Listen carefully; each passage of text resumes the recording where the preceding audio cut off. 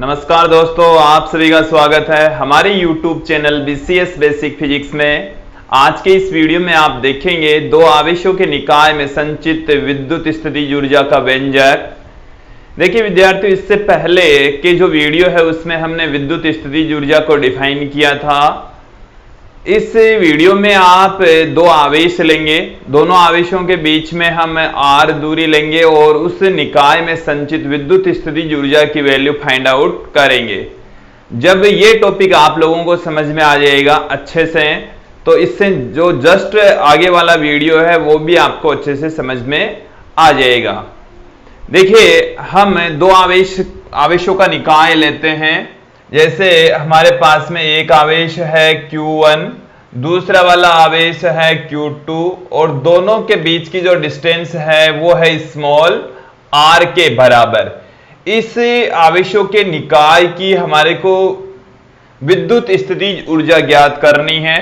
देखिए विद्यार्थियों, विद्युत स्थितिज ऊर्जा की जो डेफिनेशन है वो ये कहती है कि किसी आवेश को आप अनंत से विद्युत क्षेत्र के किसी बिंदु तक लाइए और लाने में जितना भी प्रतिकर्षण बल के विरुद्ध कार्य करना पड़ता है तो उसी कार्य को ही हम विद्युत स्थितिज ऊर्जा कहते हैं।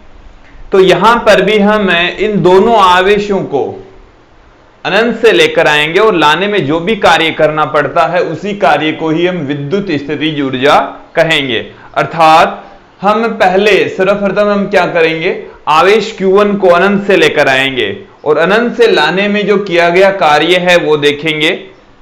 फिर आवेश Q2 को अनंत से लेकर आएंगे तो आवेश Q2 को अनंत से लाने में किया गया कार्य देखेंगे। फिर हम दोनों आवेशों को अनंत से लाने में किया गया कुल कार्य देख लेंगे। फिर हमारे पास में जो टोटल कार्य है उसको हमें विद्युत स्थितिज ऊर्जा के इक्वल पुट कर देंगे। तो देखिए विद्यार्थियों, मैं सर्वप्रथम आवेश Q1 को अनंत से लेकर आता हूं। मैं इसको विद्यार्थियों एक बार मिटा रहा हूं कि ये जो आवेश Q1 है इसको हम अनंत से लेकर आ रहे हैं। अनंत से आवेश Q1 को लेकर आ रहे हैं। यहां पर पहले से कोई आवेश मौजूद नहीं है। यहां पर विद्युत क्षेत्र की तीव्रता पहले से शून्य है। पहले से विद्युत क्षेत्र की तीव्रता शून्य है, इट मीन्स वहां पर विभव भी शून्य है।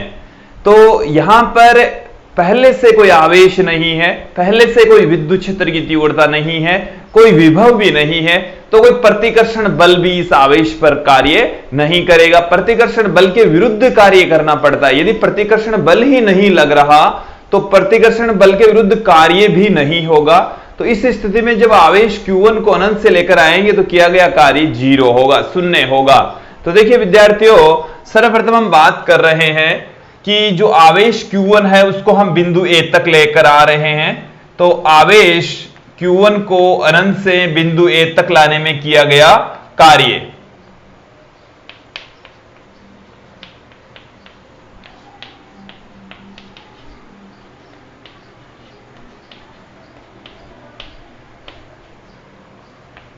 हम आवेश Q1 को अनंत से लेकर आ रहे हैं और अनंत से लाने में जो किया गया कार्य है उसको हम W1 से पुट कर दें।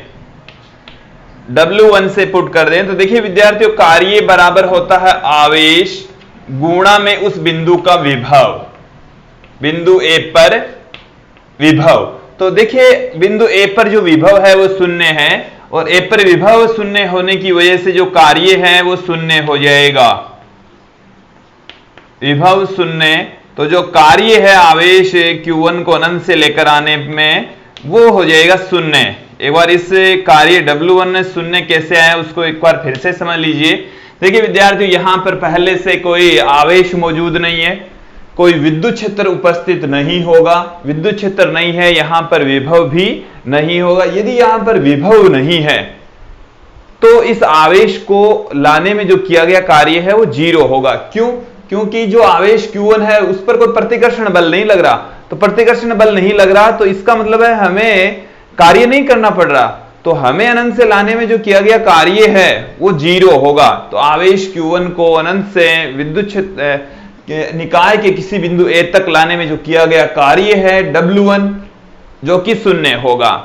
अब विद्यार्थियों हम क्या करेंगे, दूसरा वाला आवेश लेकर आएंगे Q2। आवेश Q2 को फिर से हम अनंत से लेकर आ रहे हैं और अनंत से हम कंसीडर कर लें कि आवेश Q2 को अनंत से बिंदु B तक लेकर आ रहे हैं, जो कि बिंदु A से स्मॉल r दूरी पर स्थित है।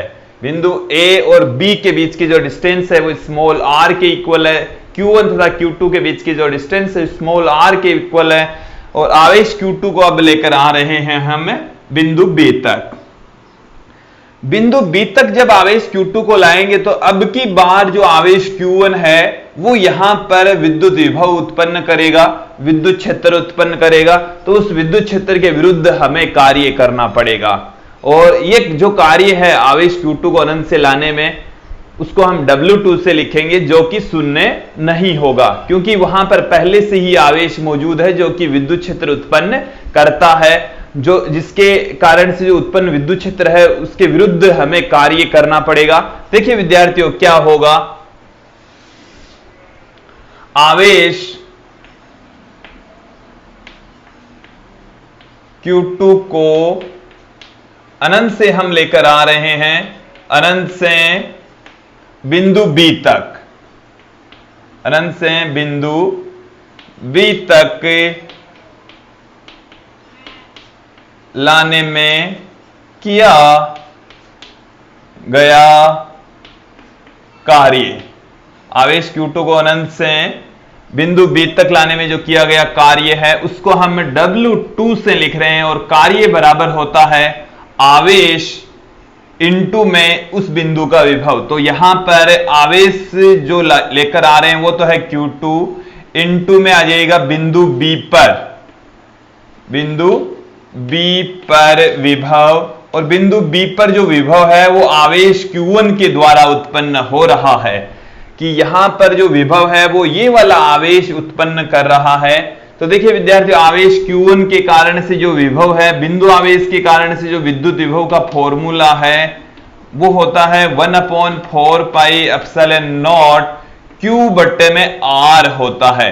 तो यहां पर जो आवेश है, ये वाला आवेश विद्युत विभव उत्पन्न कर रहा है बिंदु B पर, तो यहां पर आ जाएगा Q1, और यहां से यहां तक की जो डिस्टेंस है वो है R, तो मैंने यहां पर R पुट कर दिया। तो ये हमारे पास में वैल्यू आ गई है W2 की। W2 क्या आ गया है, 1/4 pi epsilon not Q1 Q2 upon R। ये हमारे पास में आ गया है W2। इसको मैं दे देता हूं इक्वेशन नंबर 2। आवेश Q2 को अनंत से बिंदु B तक लाने में किया गया कार्य आ गया है W2। अब देखिए विद्यार्थियों, दोनों आवेशों को अनंत से निकाय तक लाने में किया गया कार्य कितना होगा। तो दोनों आवेशों को लाने में जो किया गया कार्य है उनके ज्ञात करने के लिए हम W1 प्लस W2 कर देंगे। दोनों आवेशों को अनंत से निकाय तक लाने में किया गया कुल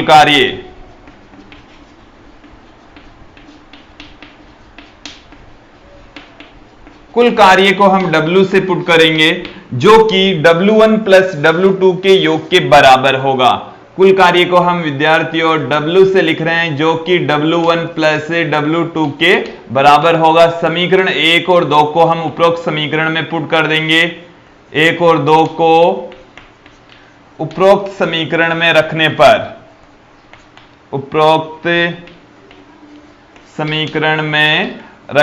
उपरोक्त समीकरण के अंदर इसको पुट कर देंगे।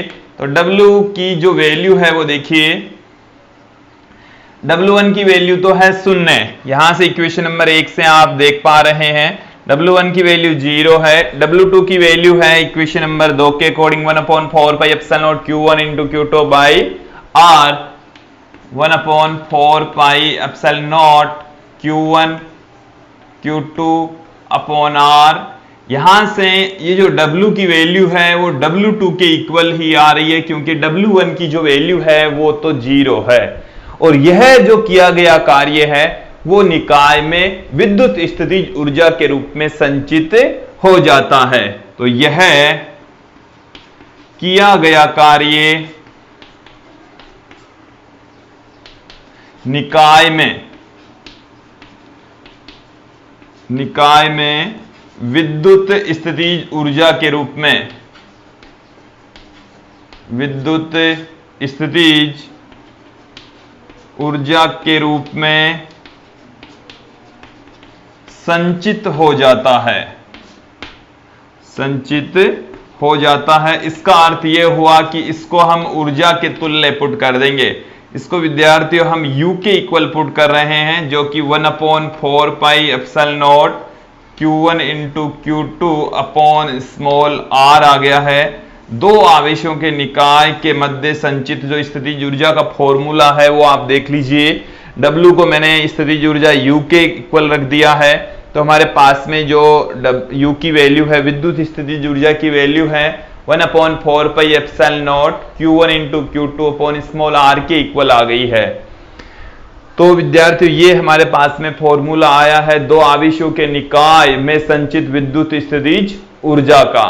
तो यहां पर जो स्थितिज ऊर्जा है वो दोनों आवेशों के मध्य की दूरी के व्युत्क्रमानुपाती होती है। विद्यार्थियों ये वीडियो आपको पसंद आया होगा। आगे हम पढ़ेंगे बहु आवेशों के निकाय में विद्युत स्थितिज ऊर्जा का व्यंजक, जो कि आप अगले वीडियो में देख सकते हैं।